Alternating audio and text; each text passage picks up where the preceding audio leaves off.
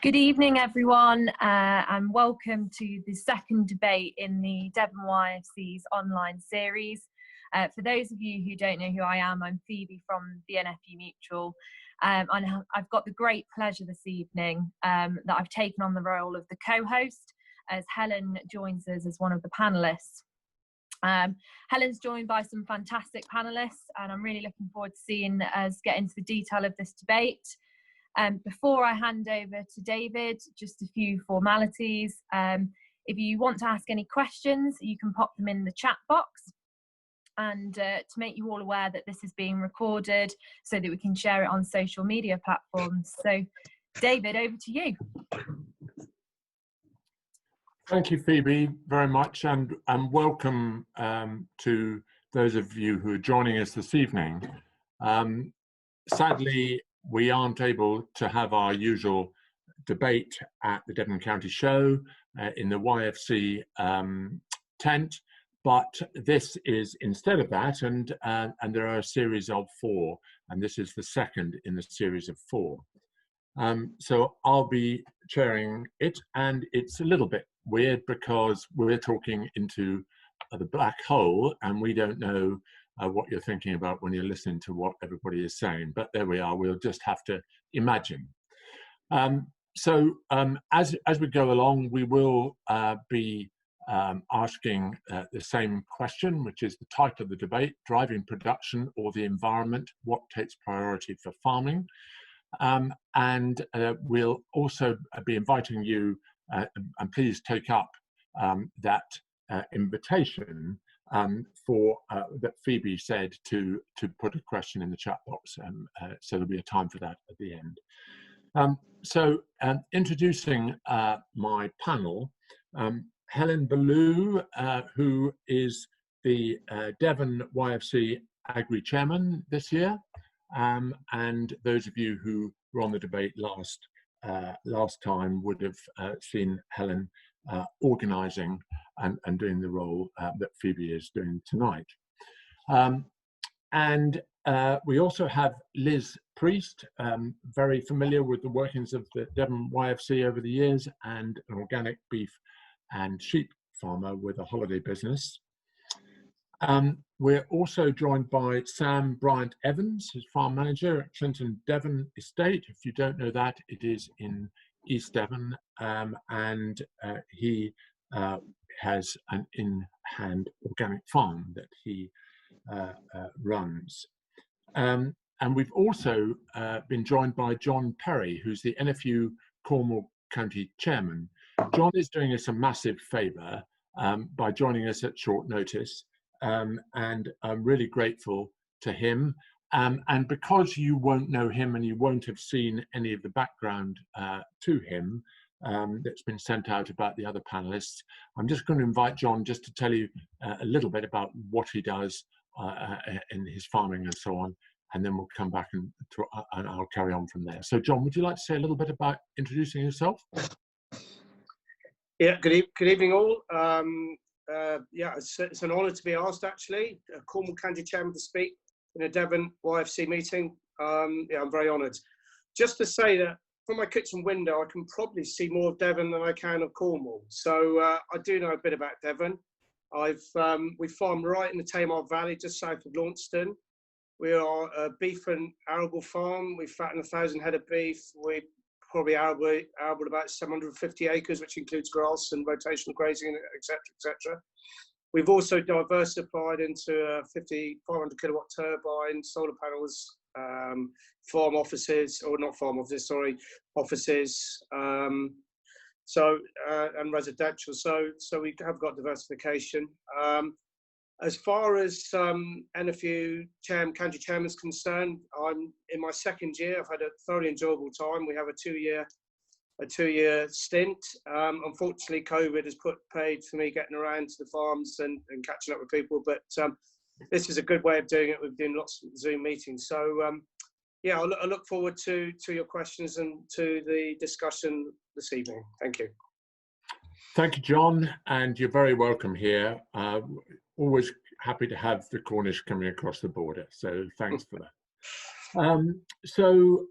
The title is, just to remind you, Driving Production or the Environment, What Takes Priority for Farming? And I'm now going to give the panelists 3 or 4 minutes maximum to say something about the title of the debate and what they think about it, and then I will ask them some questions, and we'll debate a few things, and then we'll open up to the chat room. So I'm going to start in the order in which I introduced them, and I'm going to start with Helen.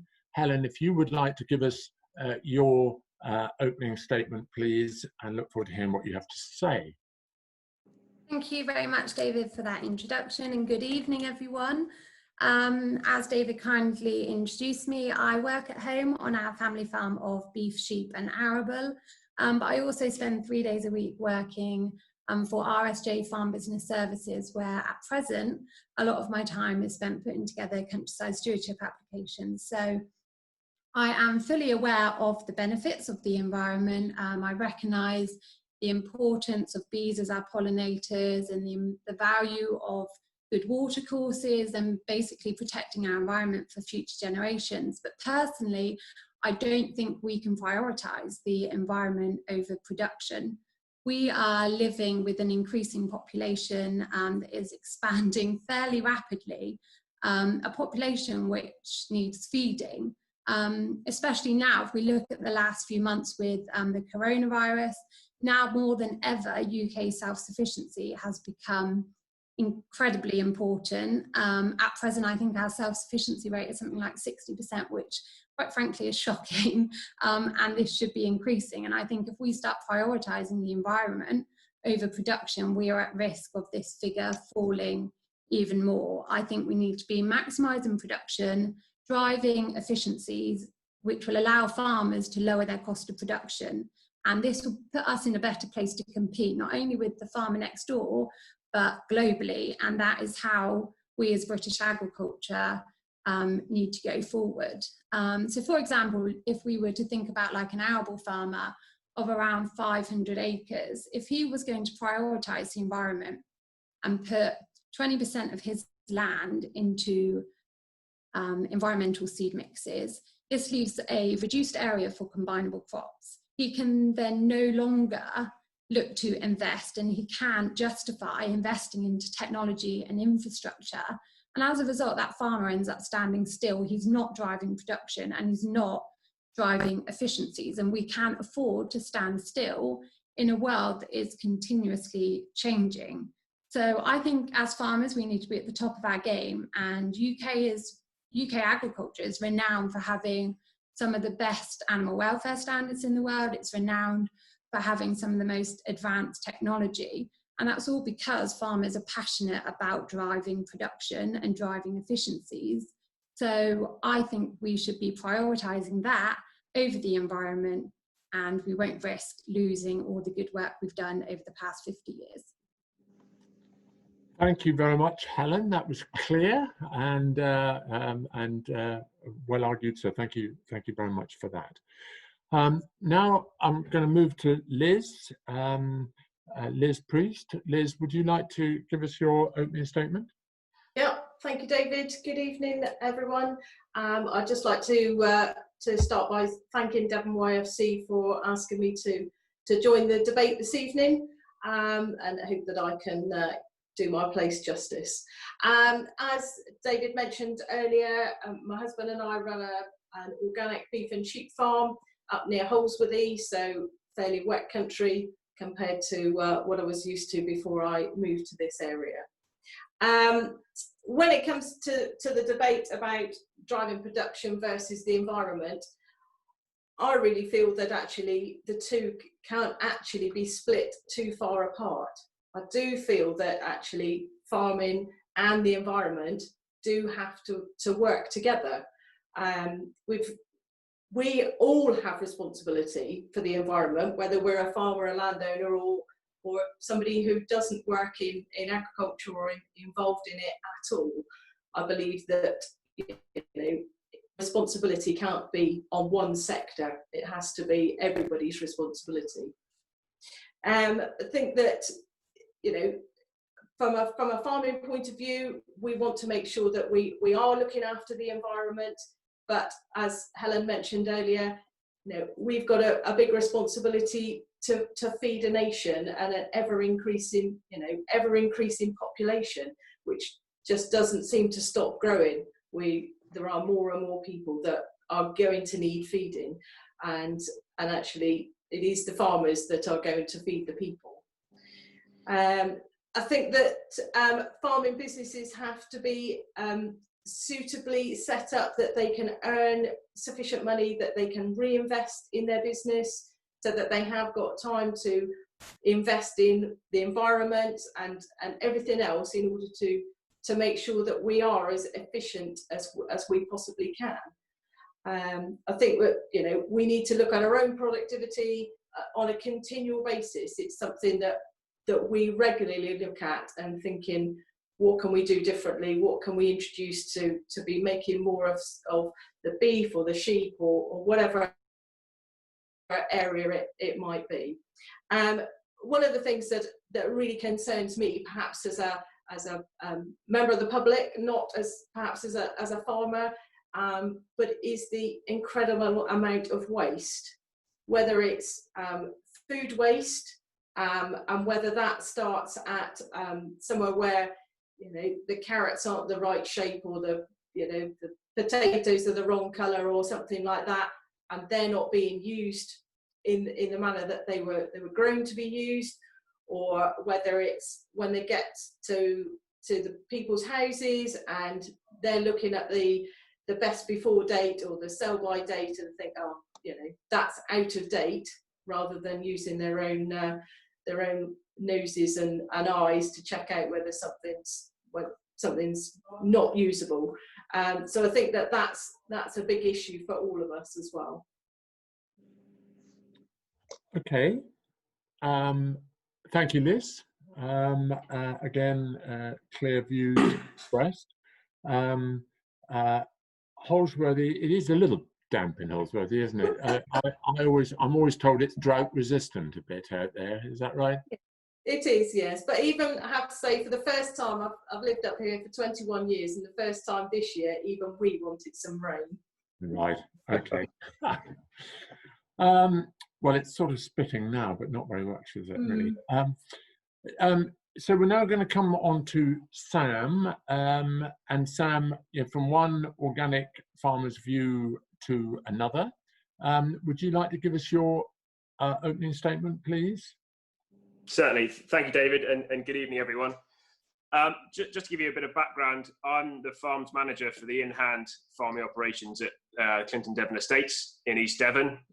We're an organic farm, and the environment is very much part of the ethos of the estate. So we do farm with the environment in mind, above and beyond what we're required to do by various policy that we're involved in, such as stewardship schemes, etc.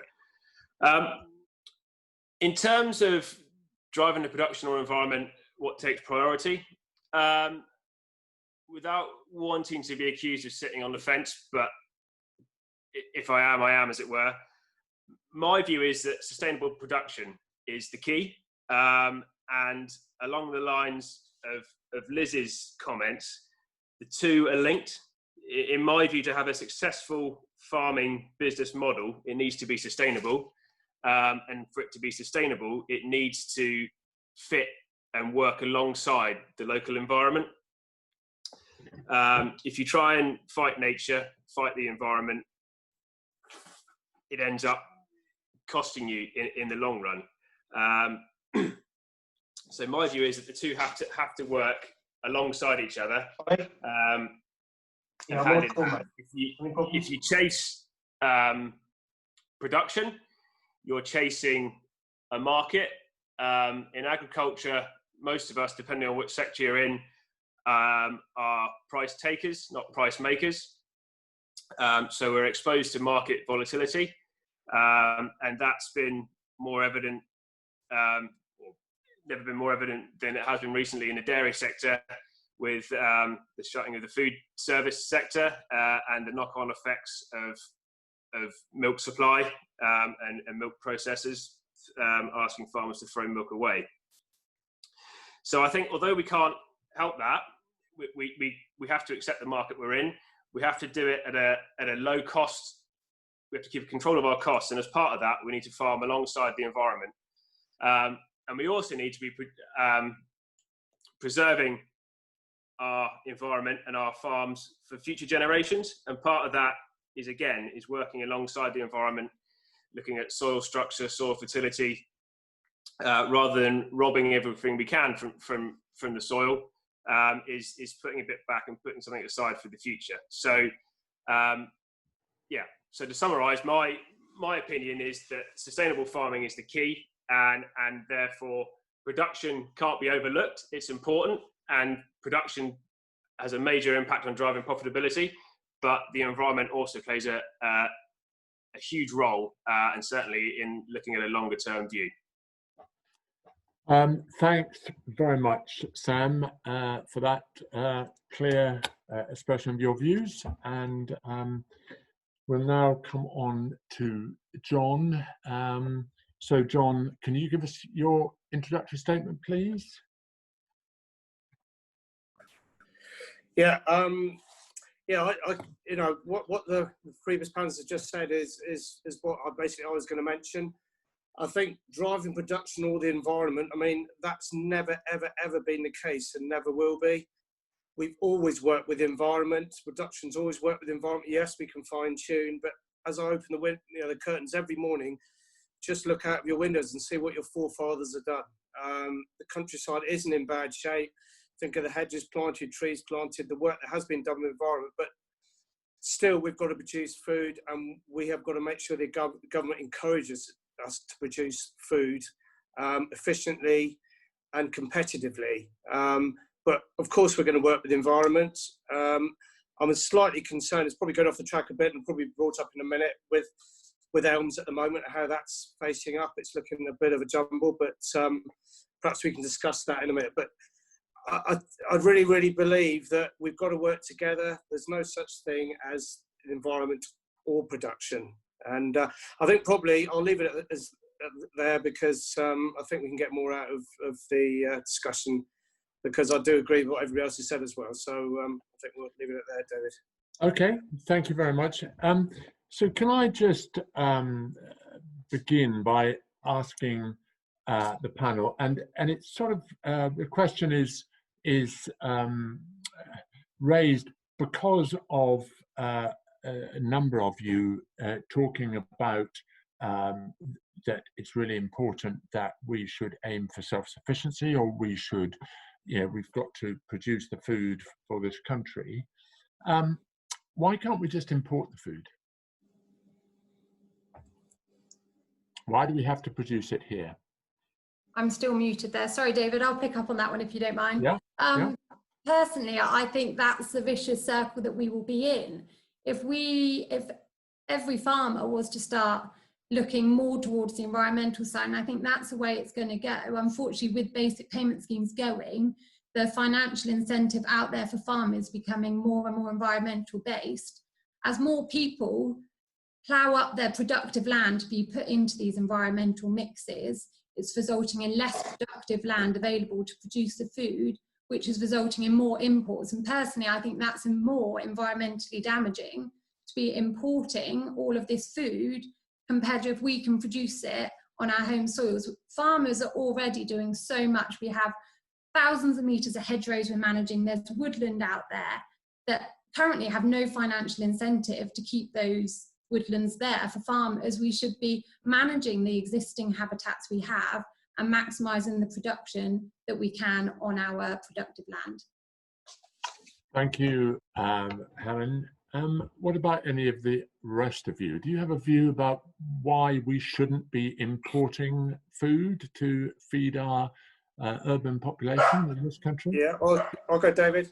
Yeah. To me, that is a terrible thing. I think we've got to, with the country where it is now with COVID and everything else, there's a lot of talk about a circular economy. We need to process a lot more food ourselves and eat more ourselves. whether that involves, we've got to get the public service sectors involved with using our food. Perhaps we've got to change the diet a little bit, try and eat more seasonal food. I really passionately believe we could eat more seasonal food. We'd easily produce more food that our public want to eat.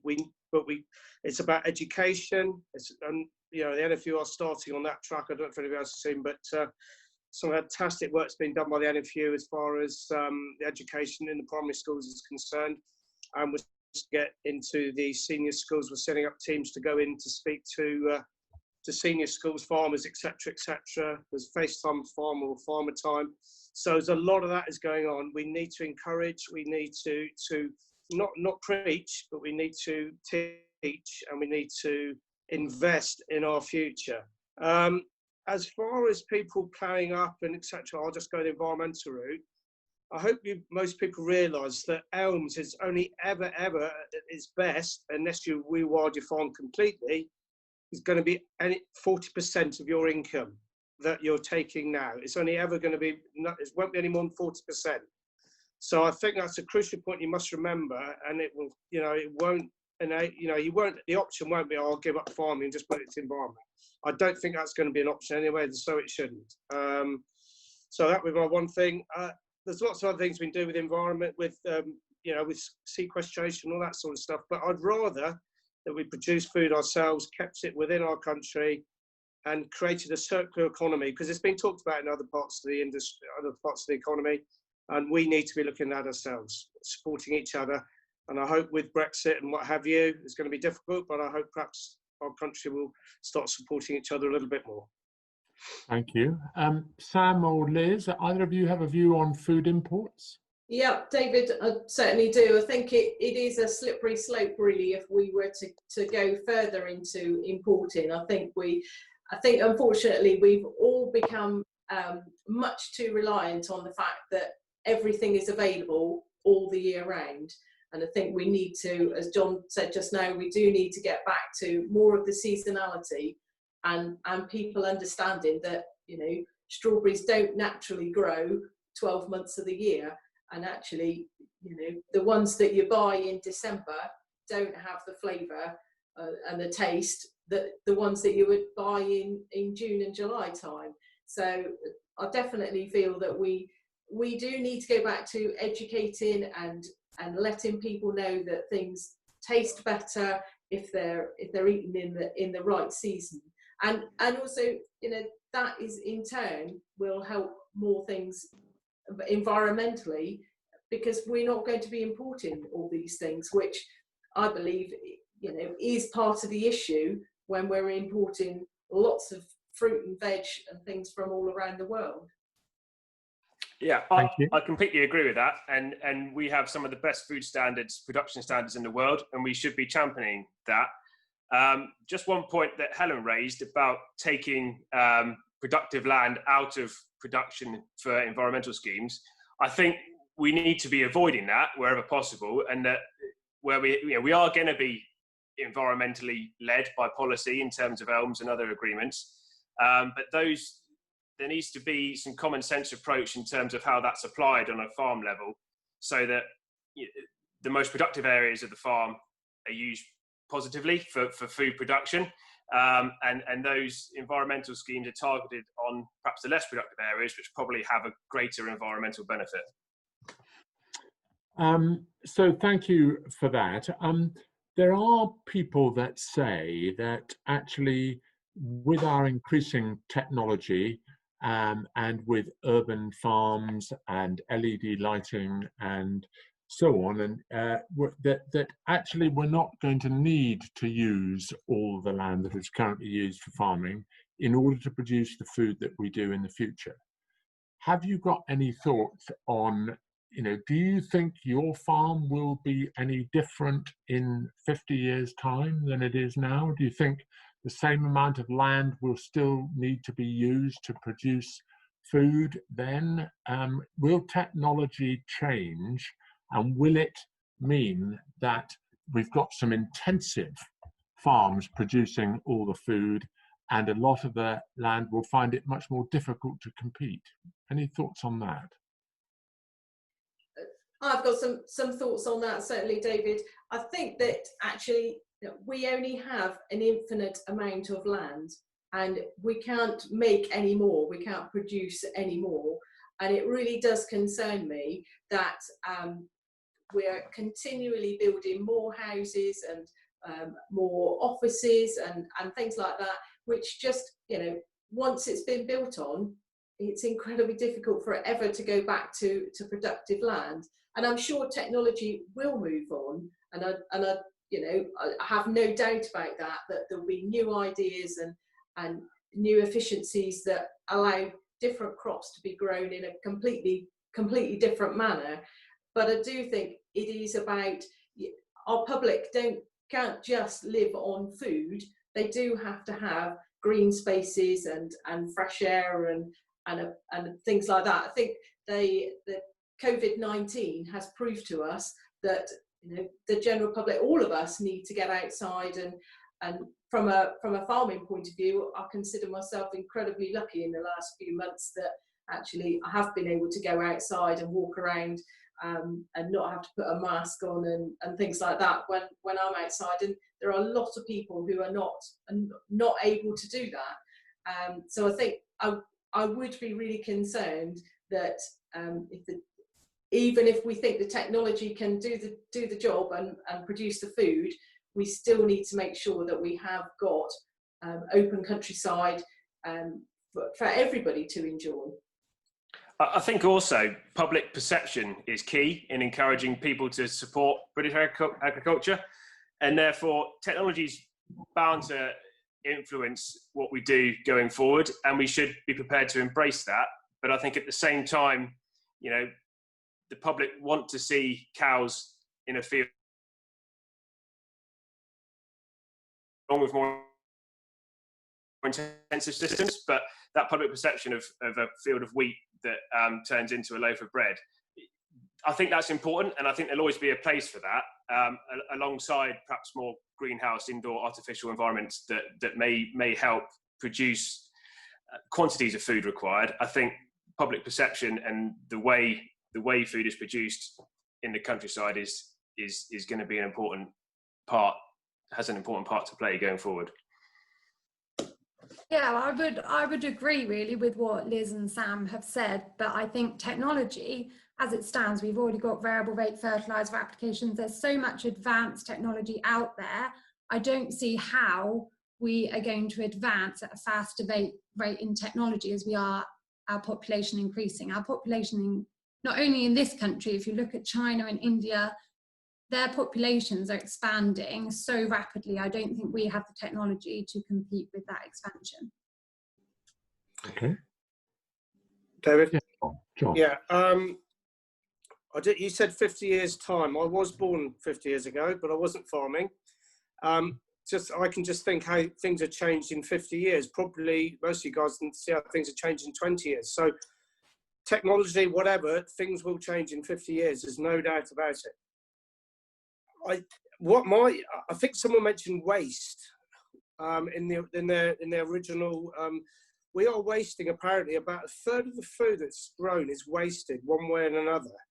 Surely we've got to do something about that. I mean, that is that's criminal. And probably most of us eat too much as well, which is another thing. So we've got to re-educate people on how to eat, what to eat, and which will help the national health, will help a lot of things going down the line. I think, David, I don't know whether you were sort of going down the vertical farming route and factory-produced meat. I think that's going to happen because the people putting money into that make things happen. Elon Musk has put a lot of money into, meat-produced, cell-produced meat. I think people will have a choice. I don't think there's any doubt about that. But I think we've got to keep doing in this country what we do really, really well is produce quality food from grass, from our soils, which, to be fair, if you don't use soils, they aren't much good for anything. It's all jolly well saying rewilding, but you're not doing that much good. You need to put your flower meadows in. You need to have a mosaic. You need the oilseed rape for flowering. You need potentially a protein crops. You need different flowers at different times of year, which sort of already happens anyway. So I really don't think we need to worry too much about that, quite frankly. But technology will make it better for us. There's no doubt about it. It's going to happen.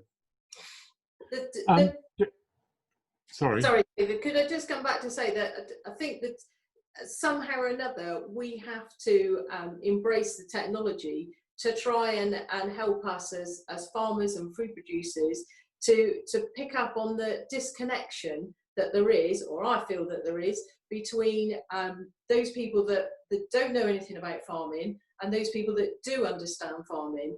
I feel that we've just become far too disconnected, and there are lots of people who watch something on Facebook or something like that, and before you know it, it's horrendous. I watched a short video the other evening of a young lad calving a heifer, and he did a good job. The calf came out, it was live, the heifer was looking good, the calf was soon up and things like that. But some of the comments on there obviously really did not understand the importance of making sure you get that calf out so that it is alive.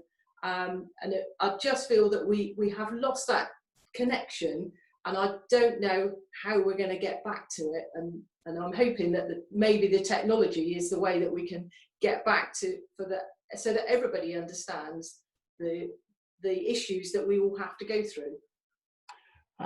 Can I pick up? A number of you have been talking about the public and their views and how they can react to farming. So a number of you also have talked about diet, and they've said, and you've said, people need to buy such and such, or they need to understand that they need to change their diet a bit, and they need to be a bit healthier, and the NHS would benefit and so on. How do we persuade people to buy things that are good for them, and how do we persuade them to buy the things that we want to grow for them to buy? It's not very easy. I know I'm familiar with the NFU education program, which is very impressive, I have to say, but it can't reach more than a certain number, and because the resource would be huge to get through to everybody, and some people are just not going to change what they do. They're not that flexible. So, any thoughts about how one deals with customers and consumers in a way that fits well with the sort of agriculture which does the two things which a number of you have said, which is produce good food but do it sustainably? How do we get through to people? I think what really needs to be done is it's starting at a really young age. When they first start school, I learn about trigonometry that I wouldn't be able to tell you a single thing about now, yet we never once really touched on the story of how food was produced and what food is in season. If it was to start there, then they are brought up with actually understanding UK agriculture. I think once people... So Helen, who would therefore take the decision that people should learn about that rather than trigonometry or whatever? I mean, it's a wish. I agree with you. It would be great, but how do you actually make it happen? Well, it needs to be in the curriculum, and that needs to obviously come from government level, and that needs to be pushed through, because really that's where it starts. You can't influence someone once they have grown up and they've matured and they're making their own decisions. That's the time that we can educate them. Do we produce enough sort of snacks that kids want to eat or that are healthy? But I think very much so with the children, it's what they get used to. If they're sent off with sweets or something that's imported, it's what they get used to and they expect it every day. But if they were brought up taking vegetables that were local, if they had a few carrot sticks, or if they had an apple, something that was produced in the UK and they got used to that, then that would soon become the norm for them. Okay, thank you. Any other views on how we deal with consumers? Yeah. David, okay? Yeah, sure. Yeah, John. Yeah. I think, as I said, there again, we touched on education. The NFU have decided that that's where we've got to start, is at the bottom. So we're getting to primary schools with the stem cell learning. It's a start. Obviously, we would need more support, but it's amazing how it's producing. I don't know if you were at the conference, but were you at the conference, David? Yes, and I was. Josh spoke at the conference, didn't he? It was absolutely inspiring, wasn't it? And then they introduced the kids from an inner city school of mixed race who spoke in front of 1,500 people. And one or two farmers said after that, I had a tear in my eye when I saw that. And we all suddenly realised this is where we've got to start somewhere. We can't just keep saying it's got to be done. We've got to start somewhere. And I'll tell you a very, very quite disturbing story. As a friend of mine works in a school in Plymouth, in a lesser area, and the fruiteer will go in the end of the week. He's got some fruit left over, and he'll explain about the fruit and ask them to come and take it. And these children devour this fruit as if they really, really need it. Now, the government, as far as I'm concerned, have got to get involved with that. And I'm sure there's farming organisations which we've got a bit of waste product. If we can get it into the right areas, we need to, as Helen said, we need to get these kids used to eating greens, eating food, and they absolutely love it. But if they're brought up on sweets, and a staggering statistic is the poorer the area, the more takeaways there are. I mean, that is staggering. And but that has got to be run by planners, by government, by the local councillors and what have you. It's a big, big mission, but we can't say don't. We can't say we mustn't. And the wins that the country have got in saving the NHS in the future will be phenomenal. It will just be, it's all about prevention rather than cure. I know. And I guess that statistic that you refer to is about broken homes and people not cooking at home and not having regularity of family life and all that sort of thing, which goes with it. And everybody says that the lockdown has increased the interest in cooking and food and so on. So maybe people will be more interested in it. We will see. Anybody else on the food agenda? I mean, Sam? Yeah, I mean, I completely agree with what's been said. I think the other thing, and it's been paraded around before, but school meals and the quality of food and how it's cooked and presented in schools has a big impact on children's likes and dislikes of vegetables and fruit, etc. And certainly children from inner city areas who aren't, perhaps more naive about where their food comes from. So I think, although there's been various campaigns in the past, I think that's one that we shouldn't let go, and should have some joined up thinking on. Yeah, thank you. David, could I just make a comment about, actually, I do think, love them or hate them, the supermarkets, we need to get the supermarkets involved as well, because time and time again, as I said, love them or hate them, they are a big part of our industry and getting the food out there to the people. And I feel that actually we need to get them on side and need to work with them to make sure that they are actually paying for the right produce.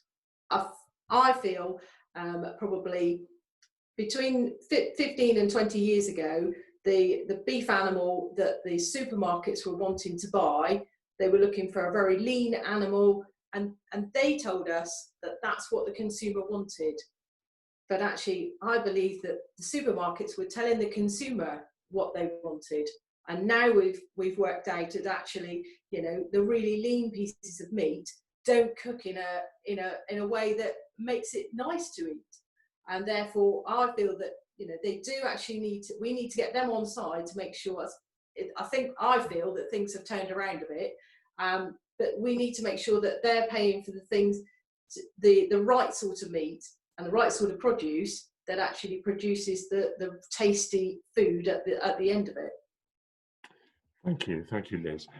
Can I just turn it to a slightly different question, and that is that the question we're asked to deal with is driving production or the environment. I think most of you have said it's not one or the other, but if one was to say that you were going to farm the environment and drive the production of environmental goods, and not sort of perhaps traditionally what we've all done.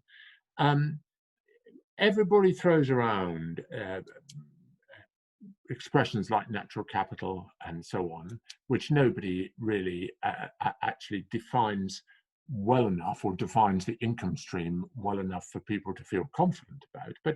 But do you feel that there are going to be income streams that are going to come from the environment?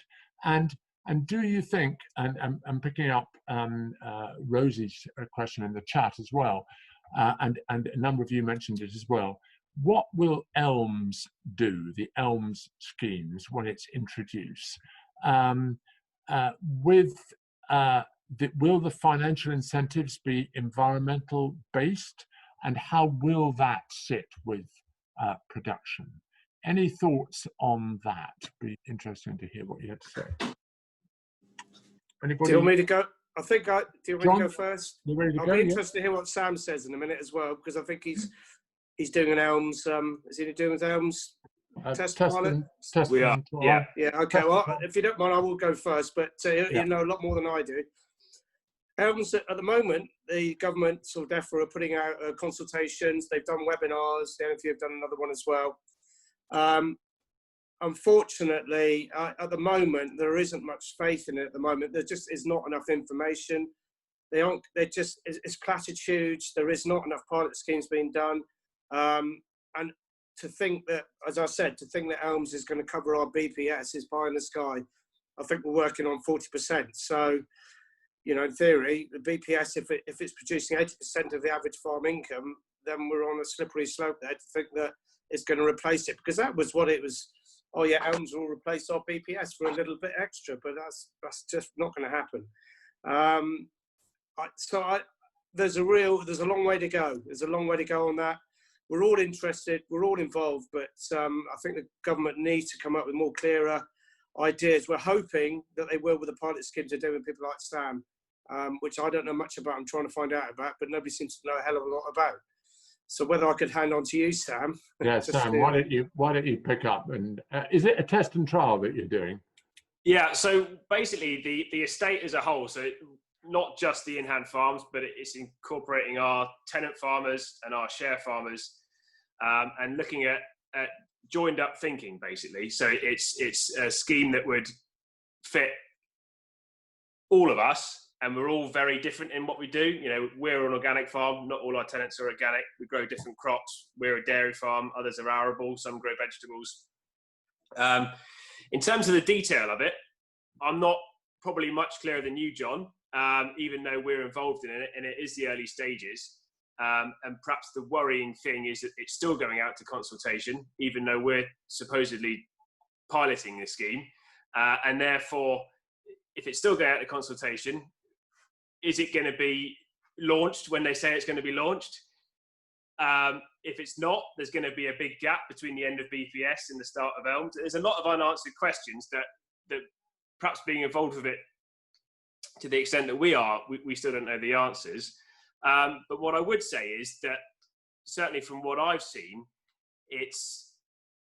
and even in the diversity we have on the estate and the number of options that we could include with what we're doing in terms of landscape, biodiversity, habitat creation, etc., it's not going to be a replacement for our core farming operation, and therefore the flexibility of it needs to fit with the local environment, but also with your farming operation. There's no point in approaching it and thinking that you can stop farming and rewild your farm and happy days, because that's not the approach. And as John said, you wouldn't survive off the income from that.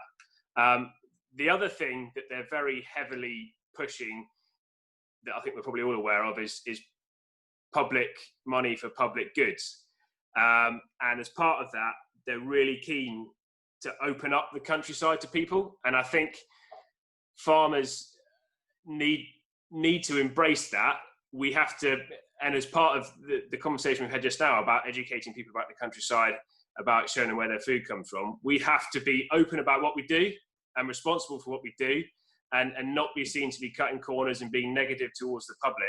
And I think that whole ethos is part of the Elm scheme. It's about a perception and a way of thinking. So I think it's looking at the bigger picture, not just implementing land use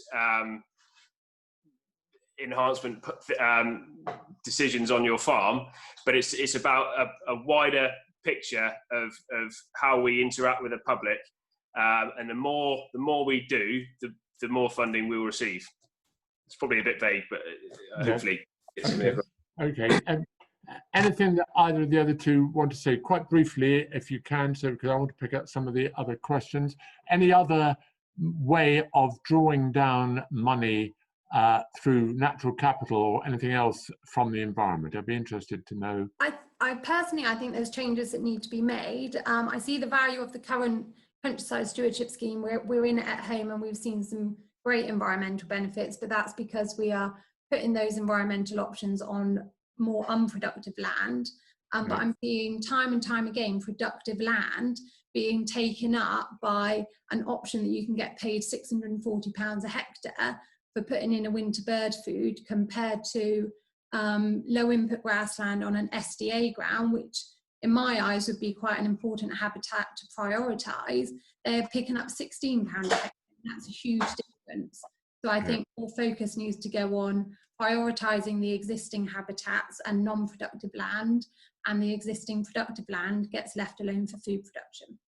Thank you very much. Liz, a quick comment? You don't have to, we can move on, but... The only thing that I would say is, Helen, how do we make sure that we keep the productive land doing what we want it to do, and the not so productive land used for other things? How do we do that? To be perfectly honest, I don't know, but I think elms have to have some sort of scoring mechanism, so that is put in place. Okay, I think the concerns I think are that we're moving to a situation where you're going to have to produce what you say you're going to produce if you're going to get continue to get paid, and I think that'll be a challenge. I want to bring in just it's a question from Richard Tucker. Are we just inviting more imports because we are preventing farmers from producing in a traditional way? And the example he quotes is importing oilseed rape, I guess because of neonic ban, making it very difficult to grow oilseed rape in some areas and keep control of the flea beetle. So are we just inviting more imports because of the way we're controlling the way we farm? Liz, you went last on the last one. Do you want to go first on this one? Any thoughts on that? No, not really. Okay. Do I have to? Okay. No? All right, Helen, anything? Yeah, no, well, I would just basically agree with Richard. I think we are. More time and time again, things are being banned in this country. They're still being allowed in the rest of Europe or in the US, and as a result, we still need that product in the UK, and it's being imported, which in my eyes is more environmentally detrimental than if we were producing it in our own country. Okay. Sam, in terms of organic imports, are you finding that some organic, so-called organic labelled food is actually not exactly the same as you're producing here, and that's being imported? Yeah, I mean, as with non-organic situations, the production standards differ. So the standards that we have to adhere to through OF&G would be very similar to the Soil Association, but completely different perhaps to the American or maybe even the European equivalent. So there is an issue for that. I think in terms of the quality of the food we import going forward and how much we import, as opposed to and the impact of production in our own country, I think one of the biggest influencing factors is trade negotiations that are happening, supposedly coming to a head at the end of the year. And that will have a major impact on our marketplace for all our, dairy, arable, grain, poultry, all of those things. And I think that is probably in the short term going to have the biggest bearing on our marketplace.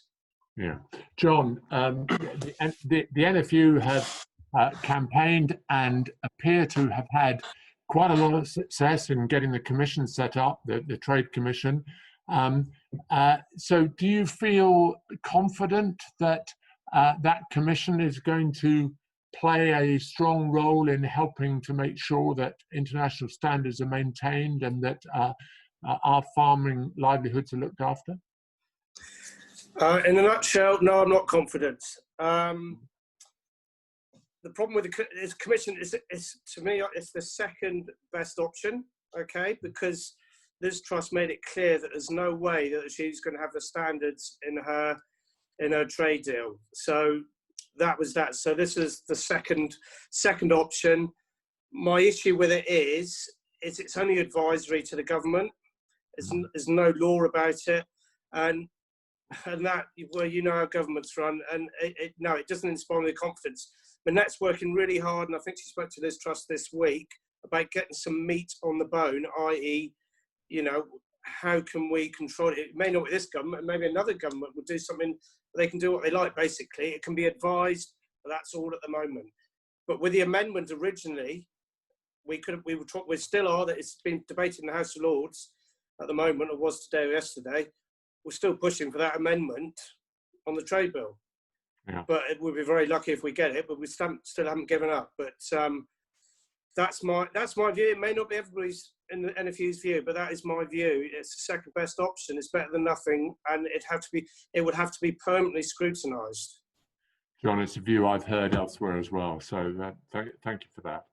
And as time is moving on, there's one other question in the chat which relates to do the panel believe that, and this is from Michelle Batting, do the panel believe that farmers need increased education to farm more efficiently in order to make the most of their land? So it's really about skills, I think, and whether farmers are equipped.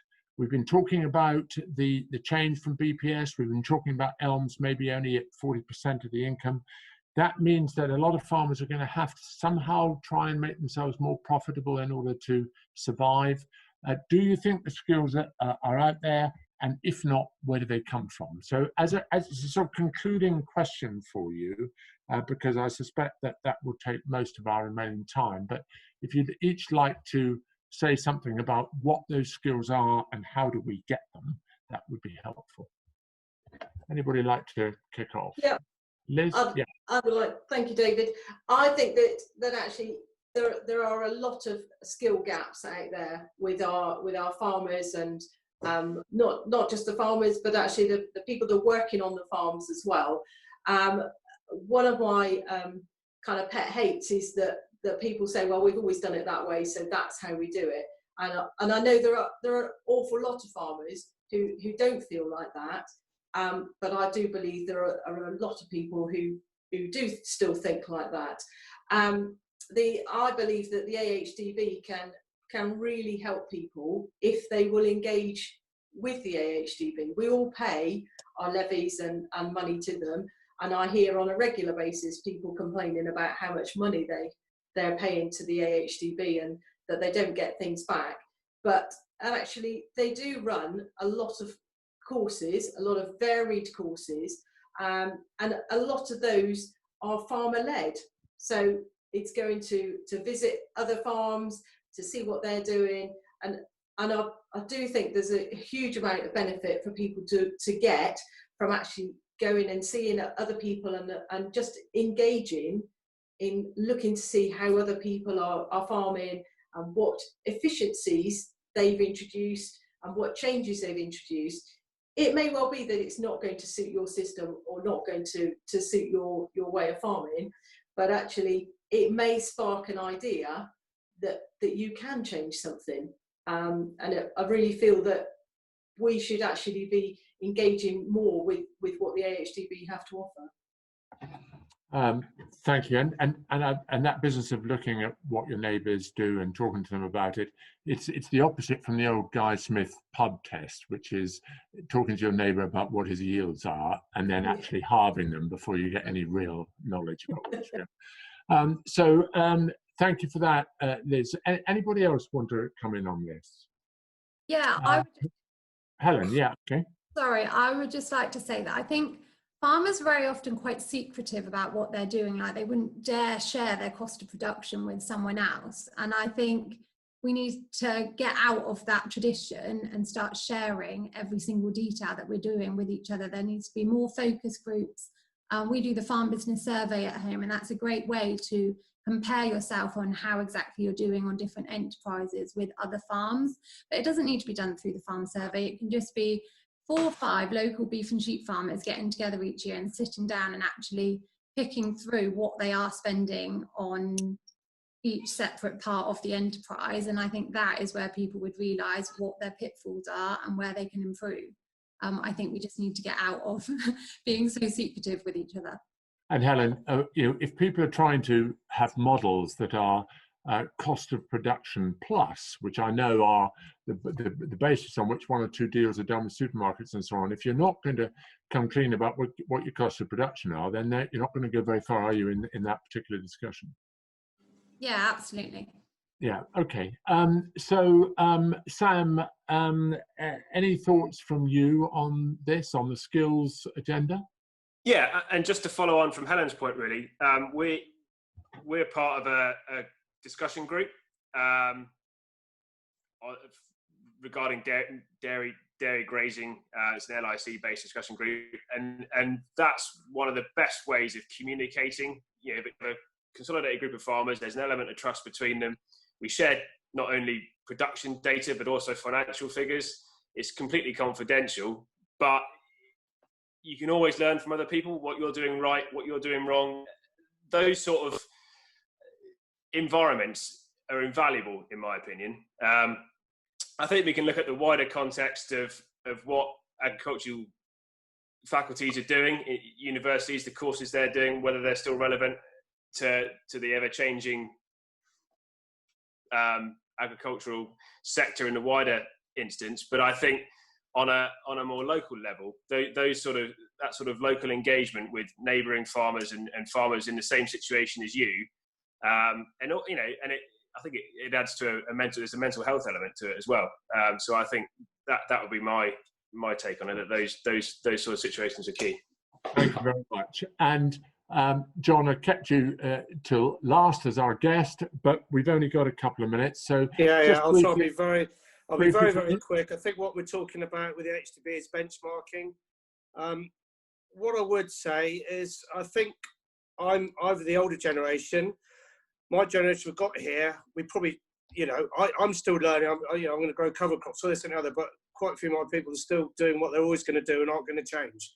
But I'm talking, I think, to a younger audience. I really believe it's in your hands to work together more. This industry's got to work together to drive down costs. And if that's information, if that's sharing, whatever, we've got to drive down costs, whether it's buying cars straight from farm rather than going through auctioneers, whatever. We have got a lot of costs we can drive down, and it's going to have to happen to survive. But I really believe the future will be okay. We've got a tough time for the next 5 or 6 years, but the future is bright. And I believe where I'm sitting here now, I'm not doing it for me, I'm doing it for the next generation. So I'm hoping I'm talking to the next generation, and it's in your hands. And keep talking to each other, keep learning from each other. HDB are a great source. They get criticised because they don't do this and that, but actually they're benchmarking groups and this, that and the other. And actually, I will just finish on saying, once you stop learning, you stop living. Absolutely, and very wise. And also, thank you for ending on a positive note. Can I thank all the panel, and you've made a great contributions, all of you. Really enjoyed the debate. Hope you have too, and hope the audience have as well. I'm now, before I hand over to Phoebe to sum it up, I want to, because she can't thank her own organisation, I want to thank the NFU Mutual for their sponsorship of these debates, and I hope if they get a chance to listen to it, they would realise how people are making some really good comments, and it's very encouraging. So Phoebe, over to you. Thank you, David. No, it's an absolute pleasure to support the Federation and get some great debate going. Just before I round up, and without really wanting to wish to bring a somber tone to the debate, it is Farm Safety Week this week, and sadly we've had a fatality in the county this week. So as we move into the busier time of the farming calendar, look after yourselves, look out for each other and stay safe. And yeah, thank you so much. I think we've had a really, really good debate this evening, guys. The panelists have been fantastic. David, as always, you've been a fantastic chair for us. A date for your diaries. Our next debate is on the 27th of August in the evening. And the debate topic is farm profitability becoming increasingly dependent on diversification? And I really hope that I can see a number of you there again. Thank you very much and good evening.